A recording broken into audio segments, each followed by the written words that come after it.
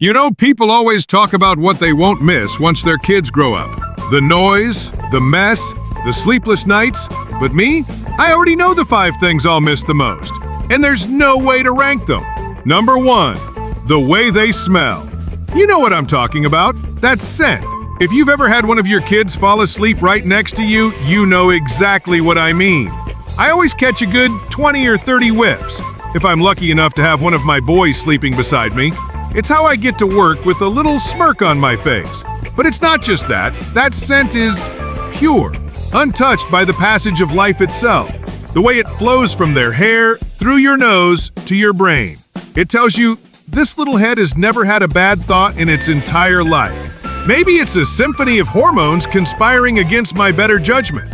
Or maybe kids just smell incredible by default. Either way, smelling my 2 youngest's heads has become my national sport. There should be a sign somewhere that says, consume responsibly. Because every Saturday morning, I vote, and always win, to stay in bed with them instead of seizing the free day. Tell me honestly in the comments, can you resist this drug? Because I can't. It's even one of the reasons we're planning one last family expansion. In a couple of years, if life allows. I just can't stand to miss this phase, before it all gets replaced by cheap supermarket cologne Superman supposedly wears too. Number 2, the way they walk. This one's special to me. My eldest was already 4 when I came into his life, and he into mine. Many awesome firsts had already passed. He already walked like the athlete he is today. I grew up without younger siblings, so I never really saw how toddlers walk. That changed with my 2 younger boys. My second started walking exactly a day after his first birthday, right on time. And 2 weeks later, I almost dropped my phone watching him. Baby? I asked. Yes?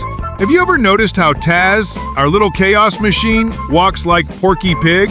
She laughed. Oh no, baby. It's the other way around. What? Think about it. Where do the animators get their inspiration from? 11 words and my whole childhood was reframed. To this day, I still observe my 2 youngest closely. Number 3, the way they hug. I always imagined how my kids would hug me, but not in a million guesses could I have predicted the precision with which they do it. Every hug has its own strength, fear, mistrust, pure affection, the need to give or to be given. Each has its own ratio of emotion to squeeze, something I'll remember until my last breath. But the soul of it all comes from what happens before the hug, the asking. My second was barely 2 years old, born into a family where every single grandparent didn't want him to exist. Right in the middle of that chaos, I had a moment of pure despair.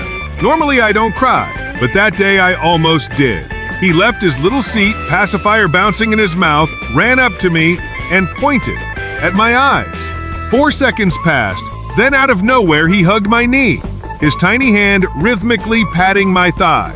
And yeah, that's when I cried. I'm going to miss that so much. Number 4, the way they get astounded. There's something about that shine in their eyes. It's not just light, it's wonder. The kind of light that fades as life and experience take it away.